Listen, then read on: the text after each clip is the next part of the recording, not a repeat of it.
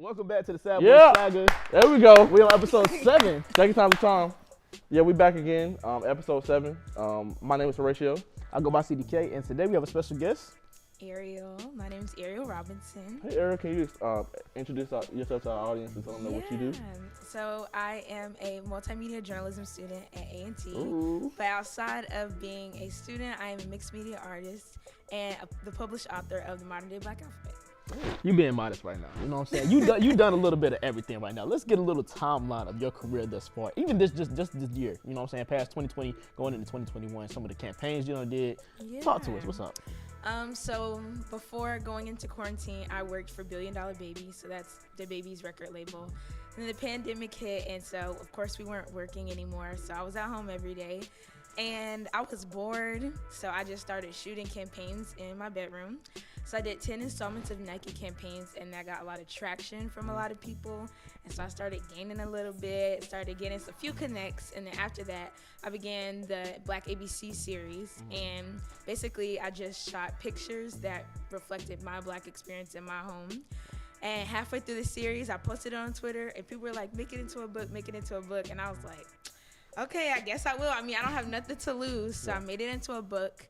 And I would say it's been pretty well since then. So since the book released, I've worked with Beats by Dre, Converse, and Jordan Brand. That's lit. Isn't that crazy how fast, like in a year's time, you can really, especially through social media, like that has to be great. So the concept for the book is the alphabet.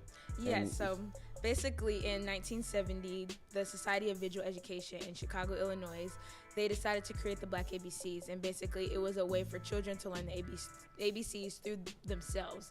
So a lot of the words that they use are very general words, but the pictures that are attached to them are of Black children. And I really like that concept, and odd enough, it was the 50th anniversary last year, which I didn't know until I was done with the series. So I wanted to take it to the next level and make it more modern, but also make the words just a little bit deeper than just like A is for apple, And a lot of the things in the book only we will understand because we're Black and we've lived through those experiences. So like B is for bump the ends. If you're a Black little girl, you probably got your hair hot combed at least once in your lifetime, and your parents always bump your ends instead of making it straight, So things like that only we can relate to. You know what's crazy? I thought about that. Like, I realized on Twitter, we as Black people realize we all grew up kind of the same way. But now that you have this book and they're in elementary school and they can relate to these things as they see it happen to themselves, it's like, it's giving them a little bit of Black history and kind of talking about our culture, but also teaching the ABCs at a young age. So I think that's really dope. I think that's really cool. Is it hard to market to Black people? Like, I know you have several books and, but is it hard to have a product that says the Black alphabet and have that be accepted, kind of? It's not hard at all, because a lot of times when people see the letters, they're like, oh snap, like I love that. I want to be a part of that. Of course, there's been people who ask like, why not a white ABCs? Why not a Latin ABCs? I'm not white or Latin, so I can't really speak on that experience. A lot of things that I do, they are a representation of myself, and I'm the type of person where I just do things because I want to and because I love them. And if it don't pop like how everybody else wanted to, that's okay, because I'm fulfilled at the end of the day. But the fact that people do want to share those experiences and have those conversations around, their childhood and have my book sitting on their coffee tables or in their classrooms, that's a plus for me. I like how you're authentically yourself on your page, even on social media, because I met you when you was doing Balenciagas, you know what I'm saying? That whole situation. So like, when people ask you stuff like that, what is your response to something like that? Like, to me, I just feel like that's like low-key, like, it's ignorant in a way, and it's low-key offensive to, like, why would they actually do like a white ABC? Is like, you know what I'm saying? Like, that doesn't make sense. I mean, I don't take any offense to it, just because like we are in a world where everybody wants to be included. But it's like, for years Black people weren't included, and so it's like sometimes I just want to be with my Black people. Like, I create things for Black people because our stories are not created with everybody else. We're not in our homes with everybody else. And so honestly, I feel like it's a privilege for us to share our culture. So that in itself should be enough. But when people ask me that, I'm like, there are millions of ABC's books. You don't have to buy mine. But if you choose to buy mine, I am grateful for it. But like, if you're a white person and you're like, I don't relate to this, that's fine. Just keep it moving, Like, nobody's forcing you to indulge in my content. Absolutely. Because it's not made for you. It's made for Black people. Because when I was in elementary school learning the eyes for igloo, I ain't never seen no Black person go to no igloo. Like, that's what I'm saying. I've never seen the igloo to this day, and I probably won't. That's actually great that you like thought about that. That's very important. So I guess I'm gonna start with a check-in. I'm tired of working for the white man. I'm saying it right here publicly because I don't in my life plan to work for the white man again. Hey. I currently work at FedEx, delivering packages, and I hate it. And what it has taught me is that I really have to build up the capital in my brand and what I'm doing, and that's why you've been here because you have done that. But so that I can create my own opportunities because I can't. It's hard for me to barter my time, because that's the most important thing that we have. So it's hard for me to give my time away for what somebody else says I'm worth. You know what I'm saying? So that's been on my mental a lot lately. Is make sure I'm getting my worth out of what I'm getting paid for. So yeah, I mean, other than that, I'm doing great. Making money to buy your time back. That makes sense. Yeah, that's Ariel, how are you? Yeah. How's your mental? You have anything you want to get off your chest? Yeah, I'm doing good. Okay. I hate winter, but I'm doing Yeah. good. Yeah. Yes, I hate the fall and winter. I hate the cold. I don't thrive in the winter, but I'm doing better. I'm learning balance and control over myself and Got my your nice feelings. jacket? You said what? Get your nice jacket? Yeah. I always got the fits on. I be trying, but I would say that if there was something I had to get off my chest, I hate money. And that's so, really? Yes, it's so funny coming from somebody who just makes money, but like I hate money. I wish it never existed because like when I wake up in the morning, I want to think about things that make me happy. Right. I want to wake up. I have a list of things that I want to do right in my life. I kind of like a bucket list, but some things are super small and some things are super big. Right. And I wish that I could wake up every morning, look at my bucket list and like choose something to do and do it because it makes me happy and not have to worry about feeding myself or paying my rent. Yeah. So yeah, I really hate money. I hate the whole like grind 24/7 all the time for money because I feel like my value is bigger than money. So yeah. Come on. Yeah, you know, and that's the best thing that it's like getting money so that you can not have to worry about the stress of not having money. Yeah, it's actually like, interesting that you say that because that's a different perspective than I heard before. It's hard because it's like, dang, I gotta get into a bag, but like I don't want that to be my bag. Like I don't want money to be the bag I have to get into. Yeah. But unfortunately it is. It's like, so I'm just finding new ways to make money without feeling like I'm making money. Yeah. Because I mean, don't get me wrong, I want nice things. I want to have those resources and the opportunities, but I wish those were just allotted to me because of my existence. Yeah. There you go. But that's how you get more money though. If you just believe that money comes to you easily. Absolutely. And it's just it's like a birthright. You know what I'm saying? Yes, it is. Everybody deserves that. Yeah. So I've been doing a lot of studying about money too. So that's great. CDK. Yeah, I know. I'm gonna definitely go back off what you said. Like, I think about that all the time. Like, really getting into entertainment as a career now more so than before. It was kind of like something I just really liked to do, and I didn't really care because it wasn't paying bills. But now it's getting to the point where I'm crossing that line of okay, like now I have to like I'm gonna say I have to do this, but this is my career choice. So some of the content I make, some of the projects that I'm working on, I have to do some of these things, whether it be promo, whether it be whatever it is. I have to do some of these things to pay bills now, so I can see a difference in being happy doing it and making it genuine. You know what I'm saying? So I still make sure that I do those genuine things and those things that my support base from the beginning, you know what I'm saying, supported me from the beginning for. You know what I'm saying? So I just kind of am doing that balance now because I see now I have to wake up and be like, dang, I got to go on Instagram and smile again today. Right, you know what I'm saying? Like I'm not really into that. How do you feel about that too? Like when it becomes like a job versus, your passion, and you making money from it, but it's still something that you enjoy to do, something that but it's now your job. It's now like what you have to do in order to make money.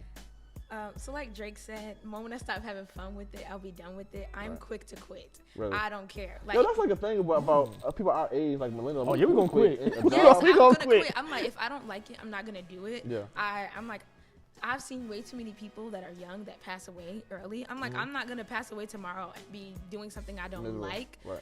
So, and don't get me wrong, I've done jobs like I used to work at Chipotle and I hated that every single day, but I was there. I was making them bowls and burritos, But like, when it comes to like social media and things like that, if I don't like it or I'm not feeling it, I just stop doing it. And I don't feel like I have to. Like if I'm not feeling it, I just won't.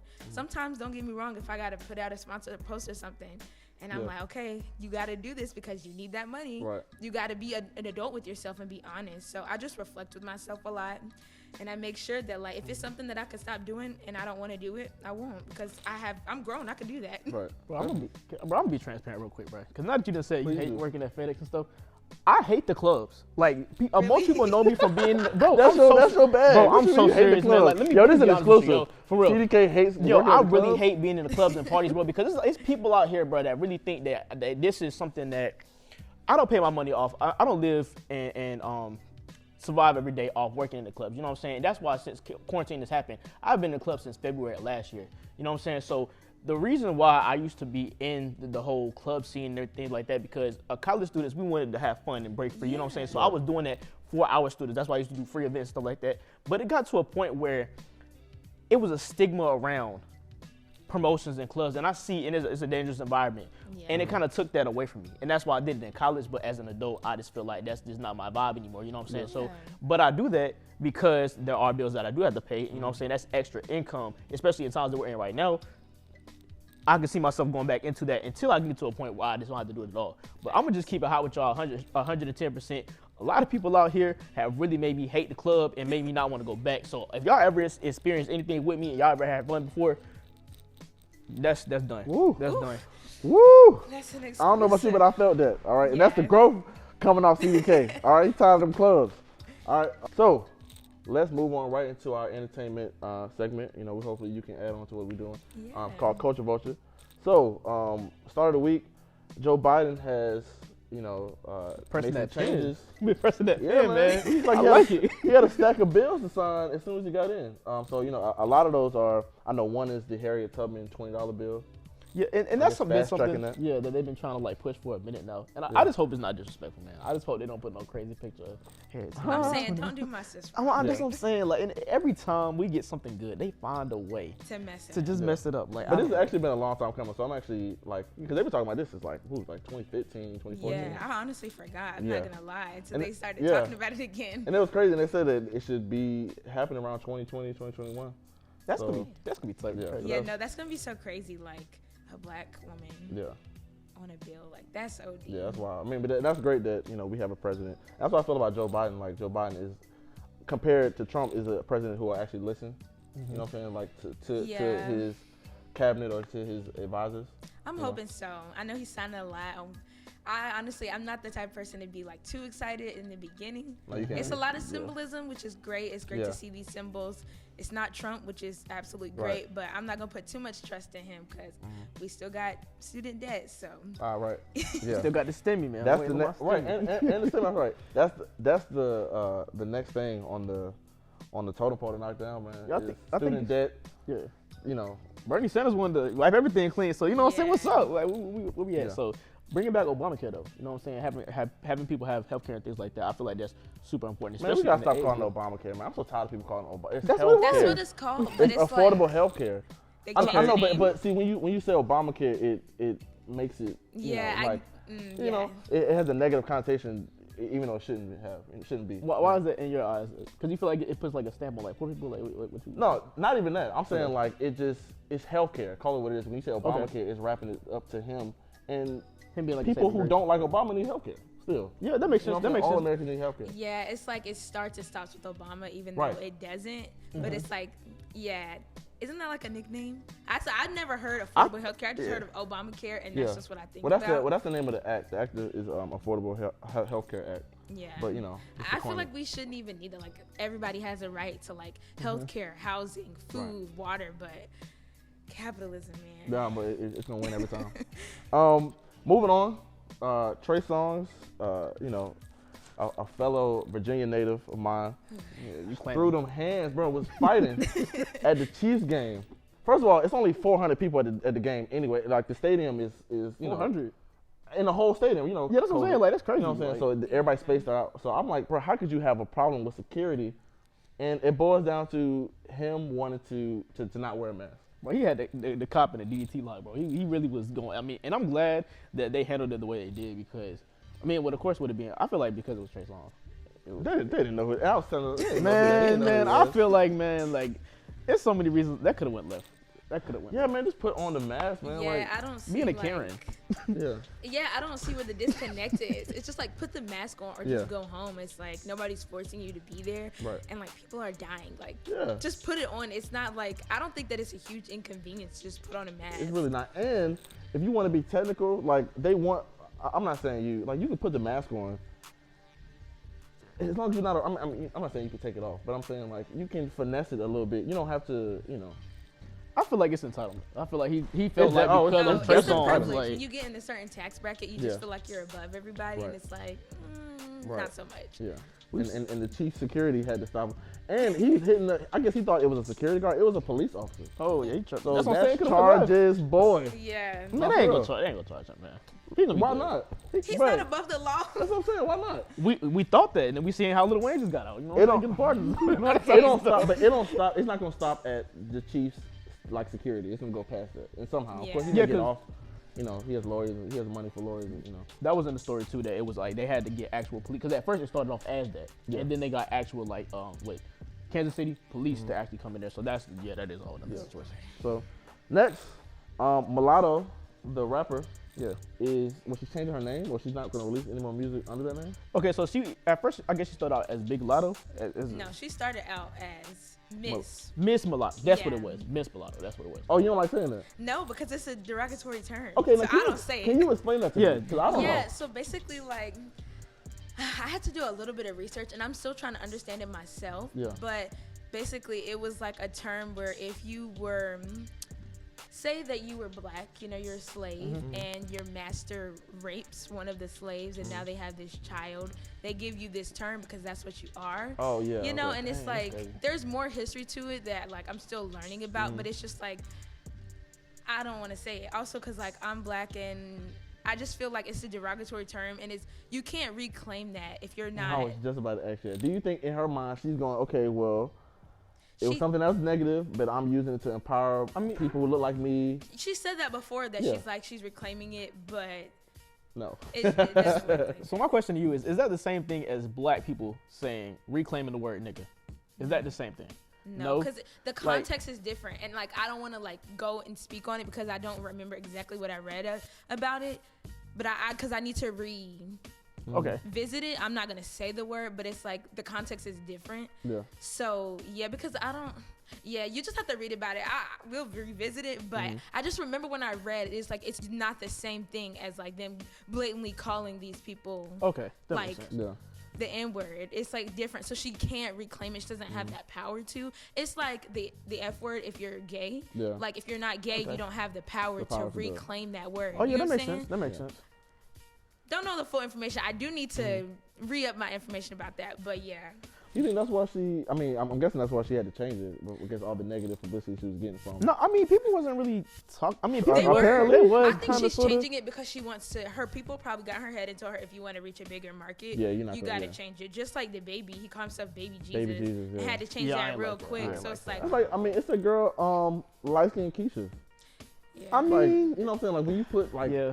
like, and when you say stuff like that, even like Mulatto too, that's like, the inference is, it's like a step better. Exactly. You know what I'm saying? So it's Like, like, it's when you supposed to say that, it's like, oh, I am this, or Yeah. I'm light skinned, and you put that in your username, or I'm Blasian. It kind of like gives you this privilege. It's like Right. you're acknowledging, hey, I have a privilege, and I'm better than y'all, and I'm gonna let Yeah. y'all know in my username, like this is the status quo to be Yeah. light skinned, and that's why I'm the baddest bee, and that's why you support me simply because of my skin color. And then it degrades every single other person who is brown skinned. Right. And I think that like she definitely needs to change her name too, because it's like you don't need you don't need your name to make yourself feel better, because being light skinned has always been that thing. If you're a light skinned girl growing up, you're that girl, you know? So you don't need that extra push as opposed to if you're dark skinned. And even dark skinned, I ain't never seen a dark skinned woman say, my name is dark skinned Keisha. Yeah. Like, Yeah, that's just I weird. didn't even think about it like that because my take on what I had to actually like look up what the word mulatto actually meant, Yeah. and I thought it was just like I remember like back in like early 2000s